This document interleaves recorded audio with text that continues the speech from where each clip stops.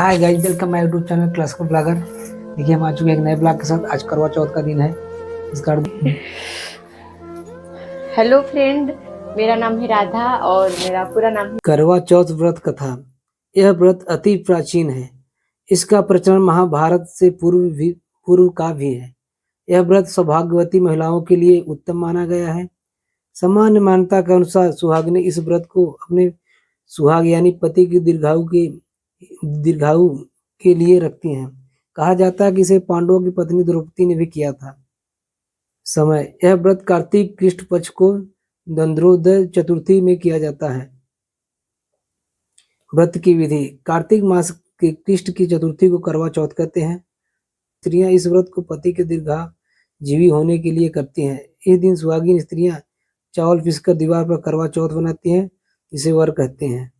इस करवा चौथ में पति के अनेक रूप में बनाए जाते हैं तथा सुहाग की वस्तुएं जैसे चूड़ी, बिंदी, बिछुआ, मेहंदी और महावर आदि के साथ साथ दूध देने वाली गाय, करुआ बेचने वाली कुम्हार, महावर लगाने वाली नाइन, चूड़ी पहनाने वाली महाहरिन, सात भाई और उनकी इकलौती बहन सूर्य, चंद्रमा, गौरा और पार्वती आदि देवी देवताओं उनके भी चित्र बनाए जाते हैं। सुहागिन स्त्रियों को इस दिन निर्जल व्रत रखना चाहिए। रात्रि को जब चंद्रमा निकल आए तब उसे दीर्घ में अर्घ्य देकर भोजन करना चाहिए। पीली मिट्टी की गौरा बनाकर उसकी पूजा करनी चाहिए।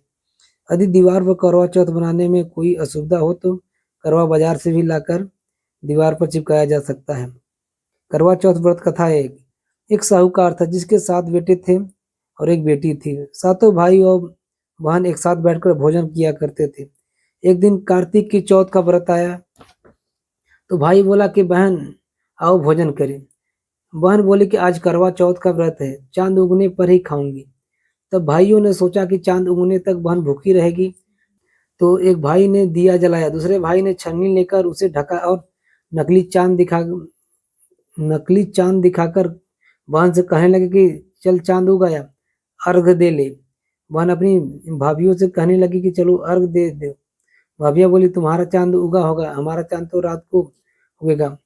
बहन ने जब अकेले में अर्घ दे दिया और खाने लगी तो पहले ही ग्रास में बाल आ गया, दूसरे ग्रास में कंकड़ आया और तीसरा ग्रास मुंह की ओर किया तो उसकी ससुराल से संदेशा आया कि उसका पति बहुत बीमार है, जल्दी भेजो। माँ ने तब लड़की को विदा किया और कहा कि रास्ते में जो भी मिले उसके पांव लगना और जो कोई सुहागा का आशीष दे उसे उसके पल्ले में गांठ लगाकर उसे कुछ रुपए दे देना। बहन जब भाइयों से विदा हुई तो रास्ते में जो भी मिला उससे यही आशीष दी कि तुम 7 भाइयों की बहन, तुम्हारे भाई सुखी रहें और तुम्हें उनका सुख देखो। सुहाग का आशीष किसी ने भी नहीं दिया। जब वह ससुराल पहुंची तो दरवाजे पर उसकी छोटी ननद खड़ी थी। उसके भी पांव लगी तो उसने कहा कि सुहागिन रहो, सपूती हो।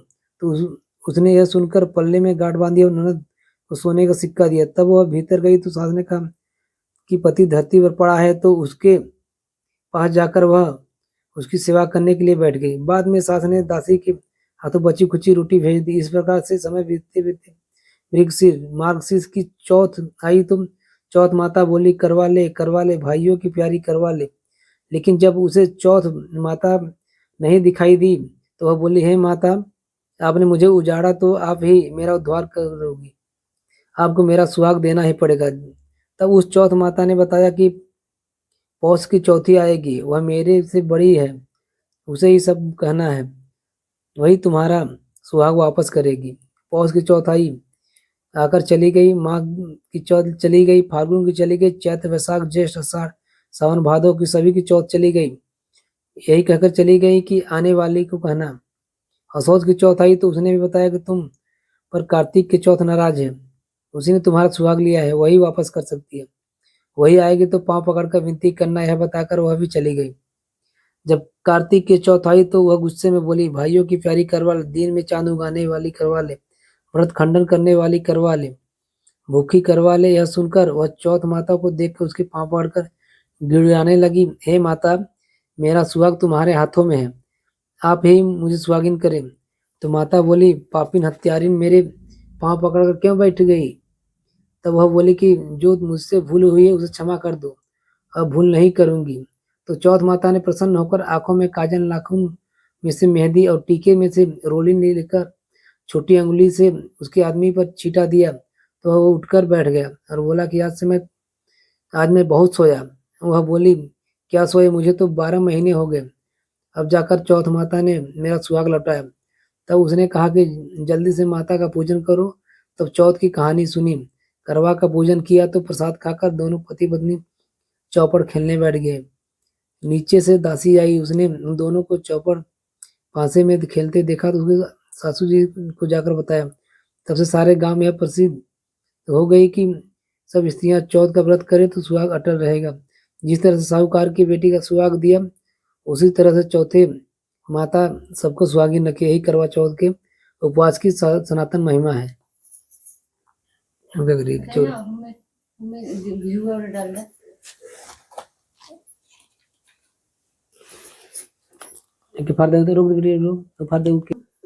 करवा चौथ व्रत कथा 2। अति प्राचीन काल की बात है। एक बार पांडु पुत्र अर्जुन तप करने के लिए नीलगिरी पर्वत पर चले गए थे। इधर पांडवों पर अनेक मुसीबतें पहले से ही थी। इसे द्रौपदी ने शोक विहल को कृष्ण की आराधना की। कृष्ण उपस्थित हुए और पूछा, कहो क्या कष्ट है। प्रभु, द्रौपदी ने हाथ जोड़कर कहा, मुझे क्या कष्ट है, आप तो स्वयं जानते हैं, आप तो अंतर्यामी है, मुझे कष्टों के बोझ से विहल कर दिया है। क्या कोई ऐसा उपाय है जिससे इन कष्टों से छुटकारा मिल सके। तुम्हारा प्रश्न अति उत्तम है द्रौपदी। कृष्ण सुनकर मुस्कुराकर बोले, प्रभु फिर भी मुझे दुखी नारी की कष्ट दूर करने का उपाय बताइए। द्रौपदी ने पूछा। यही प्रश्न एक बार पार्वती जी ने शिव जी से की थी। तब शिव जी ने करवा चौथ का विधान बताया था। फिर प्रभु करवा चौथ की जानकारी मुझे भी दीजिए, उसकी कथा कहिए। तब कृष्ण ने एक पल में सोचने के बाद कहा, दुख सुख तो संसारिक माना जाता है, प्राणी उसमें सदा ही लिप्त रहता है। मैं तुम्हारे अति उत्तम करवा चौथ व्रत की कथा सुनाता हूँ, इसे ध्यान से सुनो। प्राचीन काल में गुणी विद्वान धर्मपरायण एक ब्राह्मण रहता था। उसके 4 पुत्र थे। एक गुणवती सुशील पुत्री थी। पुत्री ने विवाहित होकर चतुर्वर्ती का व्रत किया, परंतु चंद्रोदय से पूर्व ही उसने सुज्जा ने बांध कर दिया। इससे उनके स्नेही भाइयों ने छल से पीपल की आड़ में कृत्रिम चंद्रमा बनाकर दिखा दिया। लड़की ने अर्ध दे भोजन कर लिया। भोजन करते ही उसके पति के हृदय गति बंद हो गई। इससे दुखी हो उसने अन्न जल त्याग दिया। उसी रात्रि में इंद्राणी भूविचरण करने आई। ब्राह्मण पुत्री ने उससे अपने दुख का कारण पूछा। इंद्राणी ने बताया, तुम्हें करवा चौथ व्रत में चंद्र दर्शन से पूर्व भोजन कर लेने से यह कष्ट मिला है। तब उस लड़की ने अंजलि बांधकर विनय की कि इससे मुक्ति होने का कोई उपाय बताइए। इस पर चंद्राणी ने कहा, यदि तुम विधि पूर्वक अगली करवा चौथ का व्रत करो तो तुम्हारे पति पुनर्जीवित हो जाएंगे। कन्या ने ऐसा करने का वचन दिया तो उसका पति स्वस्थ हो गया। इस पर उस कन्या ने वर्ष भर प्रत्येक चतुर्थी का व्रत किया और अत्यंत अखंड सुहाग प्राप्त किया। कृष्ण ने कहा, हे द्रौपदी, यदि तुम इस व्रत को करोगे तो तुम्हारे सभी संकट टल जाएंगे। इस प्रकार द्रौपदी ने यह व्रत किया और पांडव सभी क्षेत्रों में विजयी हुए। इस प्रकार सौभाग्य, पुत्र पौत्रादि आदि धन की इच्छुक स्त्रियों को यह व्रत विधि पूर्वक करना चाहिए। इस व्रत में भगवान शंकर जी की आरती की जाती है। खत्म। क्या है करवा चौथ व्रत कथा 3। एक ब्राह्मण परिवार में 7 बहुएं थी। 6 बहुओं के मायके वाले बहुत अमीर थे, इसी कारण ससुराल में उनका बहुत ही मान था। परंतु छोटी के मायके में कोई न था। वह घर का सारा काम काज करती थी, सबकी सेवा करती थी, पर उसे कोई भी प्यार नहीं करता था, न ही कोई उसे दुलारता था। 30 त्योहारों पर भी सब उसके मायके से कोई न आता तो वह बहुत ही दुखी होती थी। हर वर्ष की तरह इस वर्ष भी करवा चौथ का व्रत आया। अन्य बहुओं के मायके से उनके छोटे भाई करवा लेकर आए, पर छोटी के मायके में यदि कोई होता तो करवा लेकर आता, कोई नहीं था। सास भी छोटी को खरी खोटी सुना रही थी। वह दुखी होकर घर से निकल पड़ी और जंगल में जाकर रोने लगी। एक नाग बहुत देर से उसका रोना सुन रहा था। अंत में वह अपने बिल से निकला और छोटी बहू से जाकर पूछने लगा, बेटी क्या हुआ, तुम क्यों रो रही हो। छोटी बोली, आज करवा चौथ है, मेरा कोई भाई नहीं, यदि मेरा कोई भाई होता तो आज जरूर करवा लेकर आता। नाग को छोटी बहू पर दया आई। नाग ने कहा, बेटी तुम घर चलो, मैं अभी करवा लेकर आता हूँ। थोड़ी देर बाद नाग ससुराल पहुंचा। ससुराल वाले इतना सामान देखकर चकित हो गए। सास भी प्रसन्न हो गई। सास ने प्रसन्न मन से छोटी बहू को नाग देवता के साथ भेज दिया। नाग देवता ने छोटी बहू को अपना सारा महल दिखाया और कहा, जितने दिन रहना चाहते हो आराम से रहो, मनचाहा खाओ, मनचाहा पहनो, एक बात याद रखना, सामने रखी नाद कभी मत खोलना। छोटी बहू ने सारा समय महल में आराम करती रही, पर नाद के बारे में खोलने की उसकी उत्सुकता बढ़ती जा रही थी। एक दिन जब घर पे कोई ना था तो उसने नाद को उठाकर देखा तो हजारों छोटे-छोटे सांप के बच्चे इधर-उधर रेंगने लगे। उसने जल्दी नाद ढक दी। जल्दी में एक सांप की पूंछ नाद के नीचे आकर कट गई। शाम को नाग के आने के बाद छोटी ने अपनी गलती स्वीकार कर ली। नाग ने जब उसे क्षमा कर दिया तो छोटी ने ससुराल जाने की इच्छा की, तो उसे धन रत्न आदि देकर विदा किया। छोटी के ससुराल में उसकी बड़ी इज्जत होने लगी। जिस सांप की पूंछ कटी थी उसे सब बंडा कहकर तंग करने लगे। एक दिन उसने अपनी माँ से पूछा कि मेरी पूंछ कैसे कटी है। माँ ने कहा कि छोटी बहू के नाद उठाने और जल्दी में रखने से तुम्हारी पूंछ कटी है। तो वह बोला कि मैं छोटी से बदला लूंगा। माँ के बहुत समझाने के बाद भी वह एक दिन चुपचाप छोटी के घर जा पहुंचा और मौका पाकर उसे काटने की फिराक में पड़ गया। वह छोटी बहू और उसकी सास में किसी बात पर बहस होने लगी थी। छोटी कसम खाकर कहने लगी थी कि मैंने ऐसा नहीं किया है। वह कह रही थी कि मुझे बंडा भैया से प्यारा इस जग में कोई नहीं है। उन्हीं की कसम खाकर कहती हूँ कि मैंने ऐसा नहीं किया है। बंडा ने जब यह सुना तो सोचने लगा कि मुझसे इतना प्यार करती है और मैं उसे काटने आया हूँ। वह चुपचाप घर चला गया। माँ ने पूछा, ले आए बहन से बदला? वह कहने लगा, माँ बहन से कैसा बदला? तभी से बंडा भाई और छोटी बहन हुए।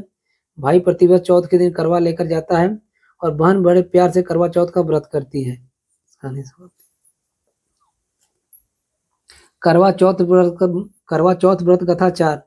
प्राचीन काल में करवा नाम की एक पतिव्रता स्त्री अपने पति के साथ नदी किनारे एक गांव में रहती थी। कार्तिक मास के कृष्ण पक्ष की चतुर्थी यानी चौथ के दिन उसका पति नदी में स्नान करने के लिए गया। स्नान करते समय एक मगरमच्छ उसका पैर पकड़ लिया। वह करवा करवा नाम लेकर जोर जोर से अपनी पत्नी को पुकारने लगा। उसकी आवाज सुनकर उसकी पत्नी दौड़ कर आई। उसने मगर को कच्चे धागे से बांध दिया। मगर को बांधकर वह यमराज के पास पहुंची और यमराज से बोली, भगवान, मगरमच्छ ने मेरे पति का पैर पकड़ लिया, अतः पैर पकड़ने के अपराध में आप अपने बल से उस मगरमच्छ को नरक में ले जाओ। यमराज ने कहा, अभी मगरमच्छ की आयु शेष है, अतः मैं उसे नहीं मार सकता।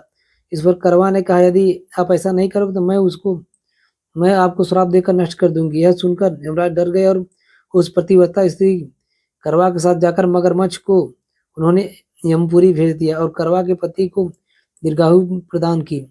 उसी दिन से यह करवा चौथ मनाई जाती है और सुहागिन स्त्रियां के द्वारा यह व्रत रखा जाता है। यह करवा माता, जैसे तुमने अपने पति की रक्षा की वैसे ही सबके पतियों की रक्षा करना।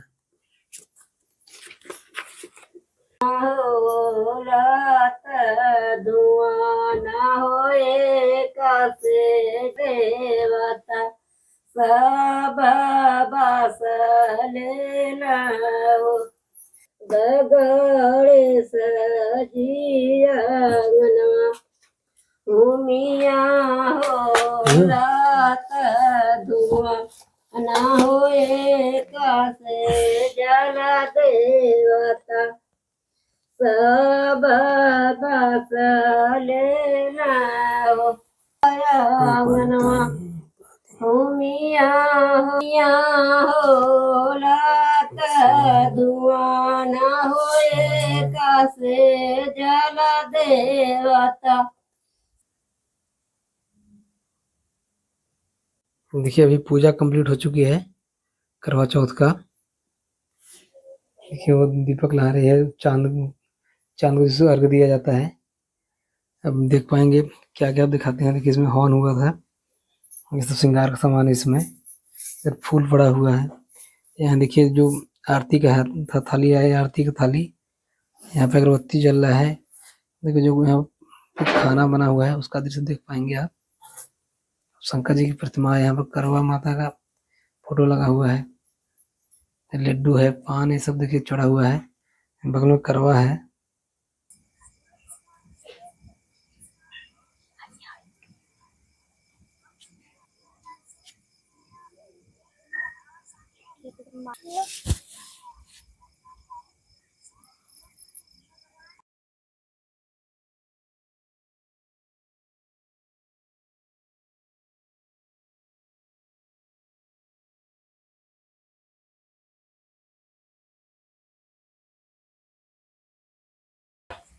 हाथ रखो ऐसा।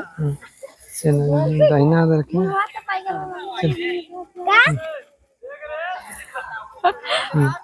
भैया पानी पिए दे यार का बत्ती मत कर कुछ किए बता कैसी आगे वाले करने ही का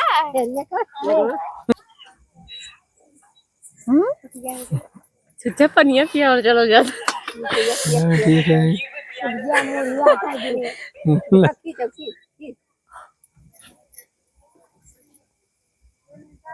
ना खाओ हैं? अभी पूजा जो है संपन्न हो चुका है। यहाँ चलेगा हम लोग अंदर देख पाएंगे यहाँ का वाले हैं चारों तरफ आपको अंधेरा अंधेरा दिखाई देगा।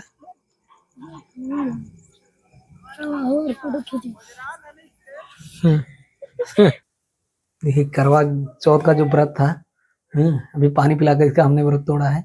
अब देख पाएंगे अभी पूजा संपन्न हुआ है। अभी हम लोग आ गए हैं घर में।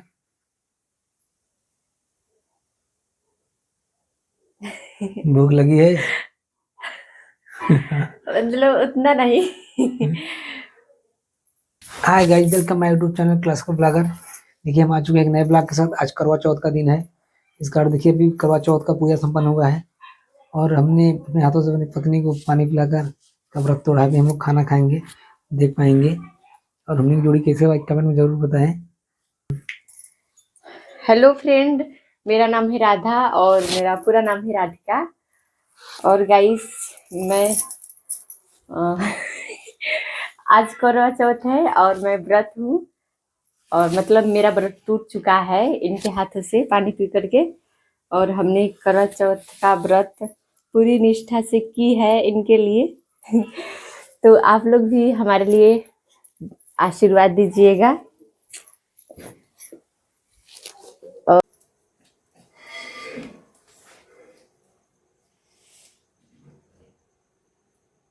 दाल बना दलिया नहीं पता वहाँ खी जाता खाना कितना लगा था।